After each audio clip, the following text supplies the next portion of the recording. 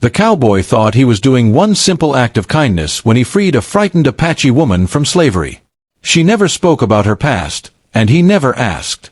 But just days later, hundreds of Apache warriors appeared outside his ranch. As their powerful chief rode forward, the cowboy prepared for the worst. Then the chief looked at the young woman, stepped down from his horse, and whispered one unbelievable word. "Daughter."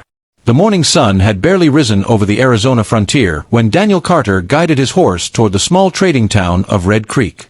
Dust drifted across the empty road as merchants opened their stores and ranch hands prepared for another long day. Daniel had only come to buy supplies for his ranch before returning home. He expected nothing more than another ordinary trip. As he tied his horse near the general store, a crowd gathered at the far end of the street. Quiet voices carried through the air. Some people watched with curiosity while others simply shook their heads before walking away. Daniel moved closer. In the center of the crowd stood a young Apache woman. Her clothing was worn from weeks of hardship, and exhaustion showed on her face. Even so, she carried herself with quiet dignity. She kept her eyes on the ground and spoke to no one. Several townspeople argued over what should be done with her. Most saw only a stranger with no family nearby and no place to go.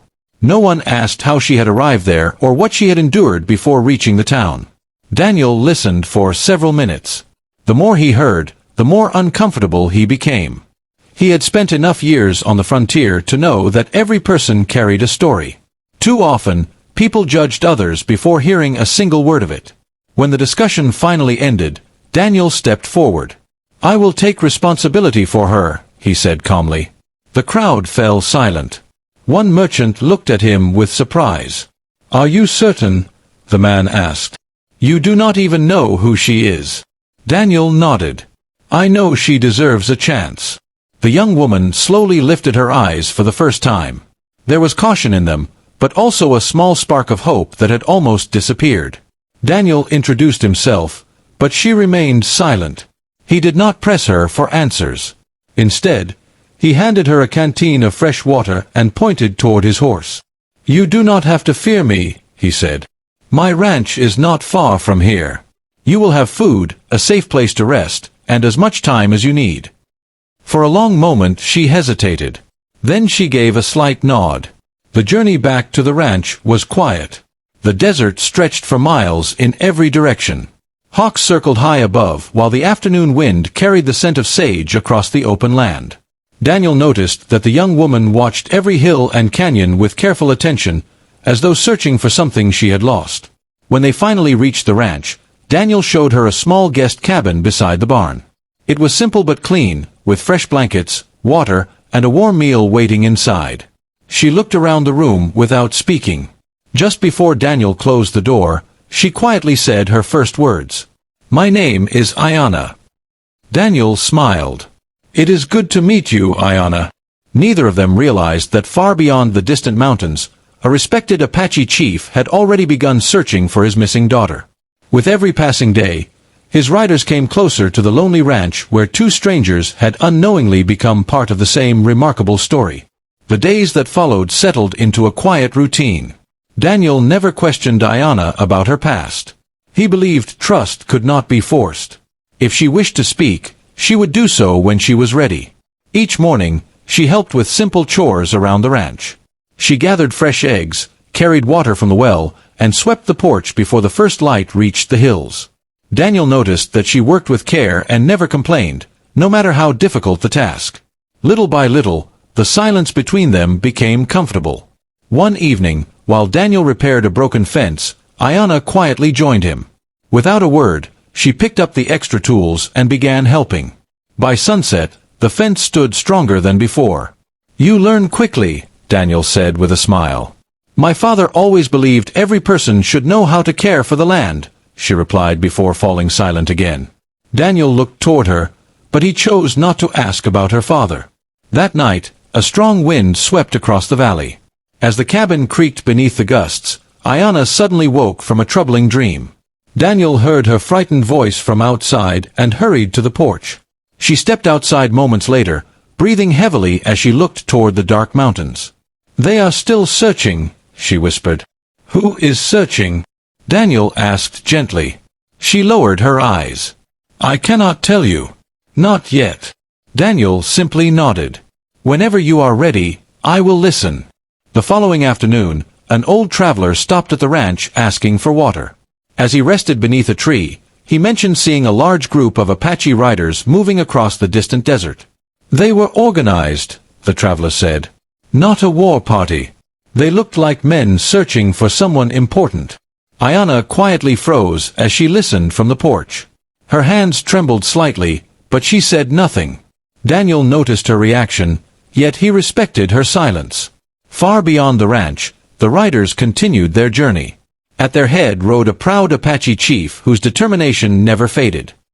He carried only one purpose in his heart: to find the daughter who had vanished without a trace. With every mile they traveled, the distance between the searching father and his missing child grew smaller. 3 more peaceful days passed at the ranch. For the first time in many months, Ayanna began to smile. The fear that had once filled her eyes slowly gave way to quiet hope. She laughed softly when Daniel's old sheepdog chased chickens across the yard, and she even began humming songs while tending the small vegetable garden. Daniel was glad to see the change. He never treated her as someone who owed him anything. To him, she was simply another person deserving of kindness and respect. Late one afternoon, as the sun painted the desert in shades of gold, Daniel climbed a nearby hill to check the grazing horses. He suddenly stopped. Far in the distance, a cloud of dust stretched across the open land. Horsemen. Many of them. Daniel counted as best he could, but there were too many to be certain. They rode in perfect formation, moving with purpose toward the valley. He hurried back to the ranch. Ayanna, he called calmly.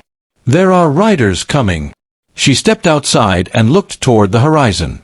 The moment she saw the distant figures, all the color left her face. They found me, she whispered. Daniel looked at her with concern. Who are they? For a long moment, she could not answer. Then she took a slow breath. They are my people. She reached beneath the collar of her dress and pulled out a small leather pouch that had remained hidden since the day they met. Inside was a beautifully carved stone pendant marked with the symbol of her family. My father gave this to me when I was a child, she said softly. Only the family of our chief carries this mark. Daniel looked at the pendant, then back at Ayanna. Before he could speak, the sound of approaching horses echoed across the valley. Within minutes, dozens of Apache riders stopped outside the ranch. At their front sat a proud chief whose eyes searched every corner of the property until they rested on Ayanna. The world seemed to stand still as father and daughter looked at one another for the first time in many months. For several long moments, no one spoke. Daniel stood quietly near the porch while the Apache riders remained still on their horses. The silence carried more emotion than words ever could. The chief slowly stepped down and walked toward Ayanna. She took a few careful steps forward before running into his arms. Father and daughter embraced with tears in their eyes. The warriors lowered their heads, grateful to see her safely home. When they finally stepped apart, the chief turned toward Daniel. I am Chief Nantan, he said with calm dignity. For many days we searched every trail and every valley. We feared we would never see my daughter again. Daniel nodded respectfully. I only offered her a safe place to stay. She earned every bit of respect through her own strength. The chief smiled. Many people could have walked away. You chose compassion instead. He removed a finely crafted necklace from around his neck and placed it in Daniel's hands. This is not payment, the chief said. It is a symbol that my family will always remember your kindness.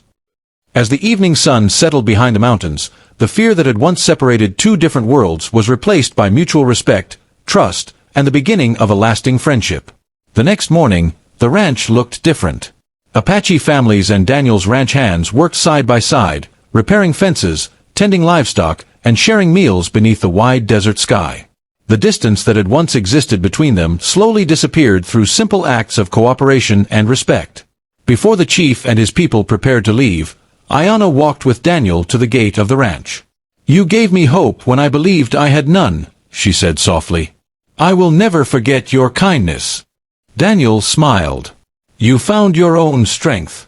I only gave you a place where you could feel safe. Chief Nantan joined them and placed a hand over his heart. "You will always be welcome among our people," he said. "Our paths crossed because of compassion, and that is something time cannot erase." As the Apache riders disappeared beyond the distant hills, Daniel remained at the gate until the last horse was out of sight. He looked down at the necklace the chief had given him, not as a reward, but as a reminder that one thoughtful decision had changed many lives. From that day forward, stories of the cowboy who chose kindness instead of fear spread across the frontier, reminding everyone that respect, understanding, and compassion can build friendships that endure far longer than any hardship. Thank you for joining us on this unforgettable journey across the frontier. Daniel's simple decision to help a stranger became a reminder that compassion can open doors that fear never could. Sometimes the greatest acts of courage are not found in battles, but in choosing kindness when no one else will.